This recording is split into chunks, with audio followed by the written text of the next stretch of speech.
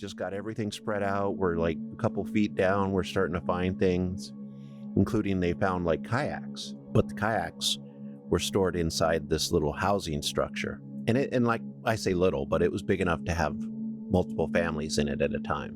But the kayaks were stored inside, which they'd never seen before in the Arctic. They were stored outside because they're kind of big.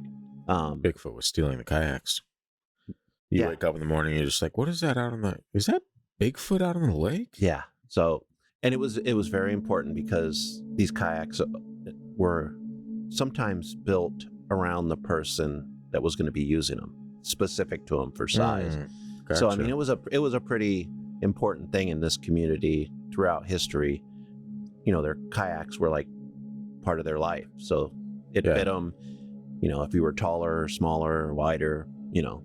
And it probably also helped keep their diet in check. Well, you would think. The funny thing is, when you go back that long, the diet was pretty consistent. Yeah. And and the amount of work you did wherever you were in the world was not, you know, we didn't sit around playing video games all day eating, you know, carbohydrates that not have no nutritional value. Hey, nutritional value can suck a fat one, all right? Cheetos are the bomb. Yeah. Even after I learned, Christian, that it's pretty much the same thing as packing peanuts, just baked and cheddar coated. They're still the bomb. Isn't that amazing? No, it's not. It's very unfortunate that I'm addicted to them. Yeah. So the guy leaves and these people are stressing. Yeah. But they're like, no, we're going to keep digging until they were forced to leave, basically, because they'd spent a lot of money there, you know, to set this up. And they have to, you know, keep an eye on their assets. Yeah, and they're coming from the lower 48, so they had to take plane rides to get to this area and all that stuff. Because, you know, Alaska, I mean, if you're not in Alaska, Alaska can be pretty remote.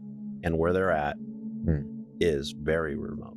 Very. Yeah. So basically everywhere they looked, they found things because the temperature was warming. The permafrost and stuff like that was thawing. So they're finding like ulus, which are those cutting tools. Yeah, I see them in cars all the time. They're trying to get me buy one, get one free. Not today, cars. Yeah. Not any day. I don't need 15 ulus. No, sorry. No. Pieces of kayaks, baskets, bundles, eating utensils, and almost at my feet, the guy said a belt of caribou teeth. So they were finding some cool stuff, some cool old stuff. I'm sorry. I was going to say, you think a belt of caribou teeth is cool stuff? When you're an archaeologist, that's pretty cool. Oh, I imagine. Yeah. You're like, oh, someone fashioned. Look at this jewelry. Yeah.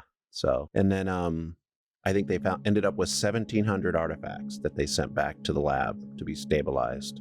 Damn.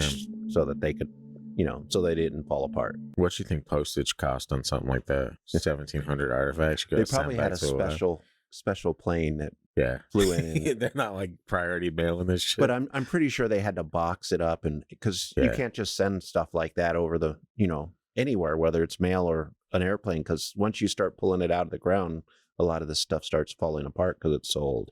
They did complain about the mosquitoes. As you would. Yeah, Alaska's. Checks out. The story is true. So once they found these parts of weapons, that this elder, he basically did not tell them, these archaeologists, why they were bigger. He just shut up about them and told them they had to leave. And the archaeologists are like, we've never seen anything like this before.